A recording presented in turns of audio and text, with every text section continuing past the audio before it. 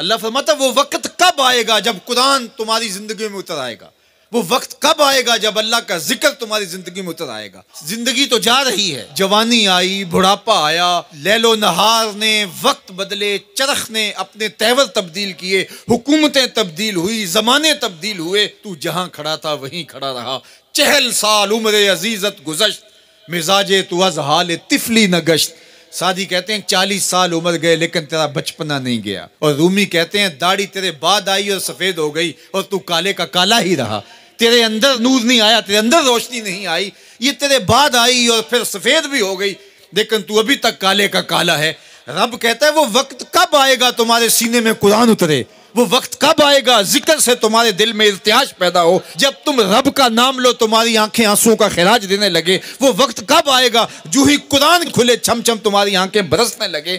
الم یعن للذین آمنوا، وہ وقت کب آئے گا اہل ایمان کے لیے، ان تخشع قلوبہم لذکر اللہ وما نزل من الحق۔ اللہ اکبر، اللہ ہمیں وہ آج دن نصیب کر دے کہ قرآن سے یوں جڑ جائیں کہ قرآن کو پڑھیں، قرآن کے حرفوں سے نور پھوٹتا ہوا، درد پھوٹتا ہوا ہماری روحوں میں اترنے لگے، ہمارے قلوب میں اترنے لگے اور ہماری آنکھیں آنسوں کا خراج دینے لگے۔ اب میں اور آپ دیکھیں ہماری زندگی قرآن کے ساتھ، اللہ کے ذکر کے ساتھ، اس کی یاد کے ساتھ کہاں تک جڑی ہوئی ہے۔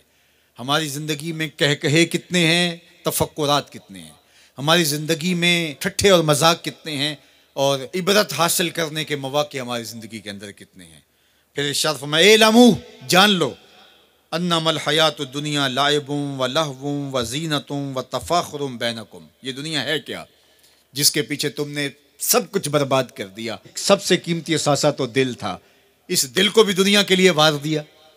یہ دل تو رب نے اپنے لیے بنایا تھا، اے دل حجرہ رب سچے دا، یہ اس سچے رب کا حجرہ تھا۔ قلوب المومن عرش اللہ، مومن کا دل تو اللہ کا عرش تھا، لیکن اس عرش پہ بھی غیروں کو بٹھا لیا تو نے۔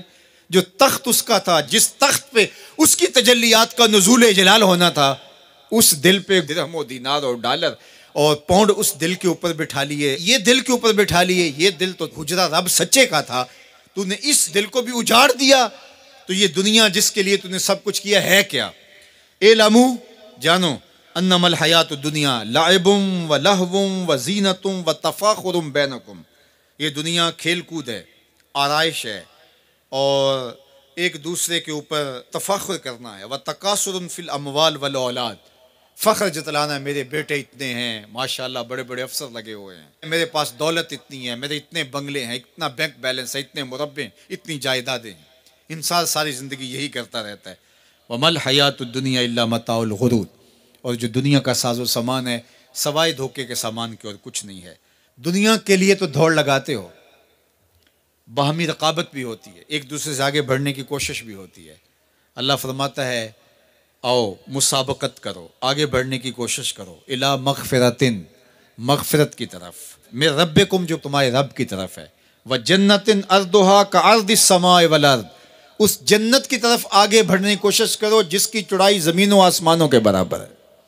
زمین و آسمانوں کو پھیلا دیا جائے تو یہ جنت کی چوڑائی بنتی ہے، جس کی چوڑائی اتنی ہے اس کی لمبائی کتنی ہوگی۔